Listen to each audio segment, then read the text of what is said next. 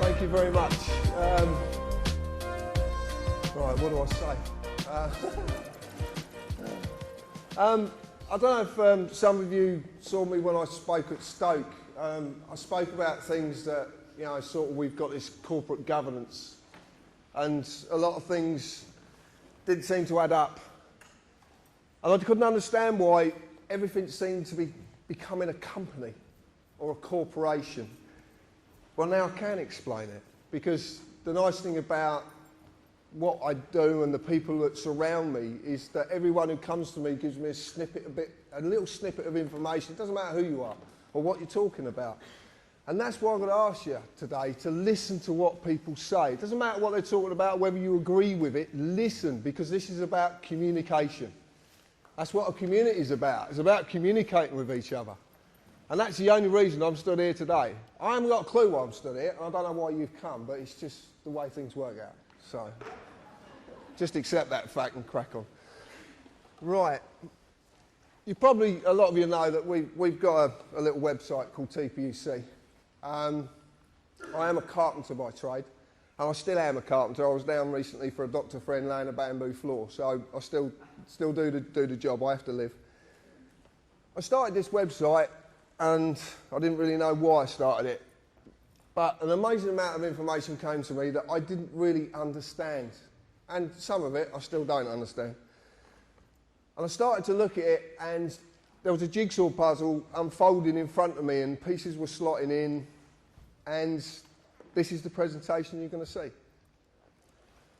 So I want to ask you some very simple questions. And before I start, I want to say that Albert and John are good friends, and I do not disrespect them in any way. I just come from a slightly different perspective. That's all. Okay, so what they've said is very valuable, and I'm not going to diss their information, but I just want to give you another way to look at life as we know it. And the top one says very simply, do you believe that Parliament is elected to represent you and your wishes? Right, okay. I love this. I love it. So, right. Do you really know what politics are about? Do we really understand this word politics? Okay. Some do, some don't. Do you know what Acts of Parliament and statutory instruments actually are? Yeah? So we understand what these things are, and we have to live by these things. Right. If anybody has seen a presentation that I've done before, and I've done a few around the country, I know you're going to have a lot of these answers, but obviously there's a lot of people who don't. So for the benefit of them, if we could kind of allow it to just evolve as it will do. Do you know what a constitution really is? And the clue is in the first three letters, con. That's a clue.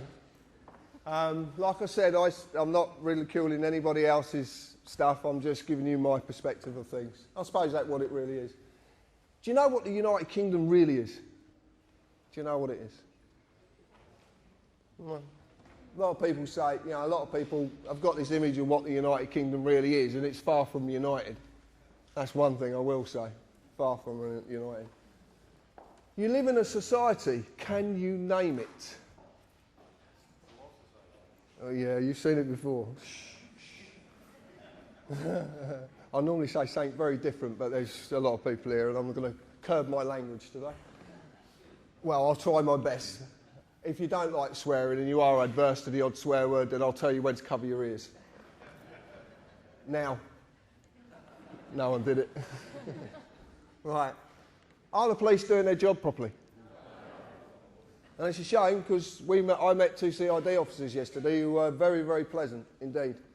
Maybe they were pleasant because they realised I knew the game, but it was an interesting conversation. Do you believe we have courts of justice? No. And this is the last one that a lot of people stumble on. Do you believe you're a person? That's really good. That's really good. That's the key to this. That's why it's underlined. This is the key. The word person, persona, the character, the mask. This is the key to everything. And a lot of people do believe they are a person. And it's said, you know, I ring people up and the answer phone says, the person you're trying to contact is not here at the moment. I'm not trying to contact a person, I'm trying to contact a human being or a man or a woman. But, you know, there you go. Members of Parliament, a good friend of mine that some of you might know as the anti-terrorist, thank you, he deserves everything, yeah. He told us a little while ago that the Members of Parliament were actually a company. Now, I broke the words up because Parliament actually means two words, which is talk and lies. It's talk in French and Latin for lies. So it's talk lies, acts of talking lies. But he said they're a company. So I don't really believe anything that people tell me, so I look for this information. And what I want to tell you today is not to believe a word I'm saying. And if you really do, if you class me in the so-called society we live in, I'm a tattooed carpenter with a Cockney accent.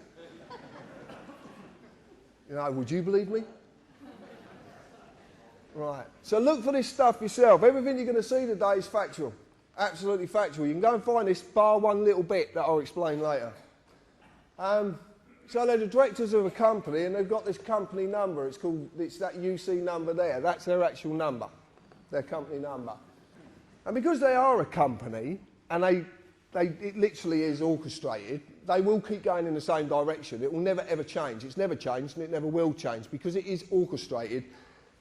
A lot of people don't know that Tony Blair, Margaret Thatcher and John Major have something very, very significant in common, bar being prime ministers. And that is their cousins.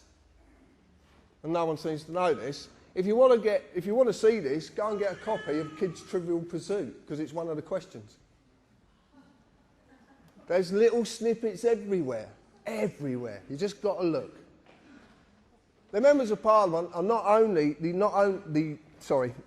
the only government department that are a company, a corporation, and the big question is why, and that's what I'm going to lead you into. I don't know if anybody's seen this, but this is the new Companies House. This is a company called Dewport, and they're based down in Bristol. A good friend of mine, Chris Lees, knows this company very well, and they are the new version of Companies House. As you can see, there's a lot of the UC numbers, but the Members of Parliament quite clearly are on there. House of Commons as a company. That's what you go on Companies House to search for, companies.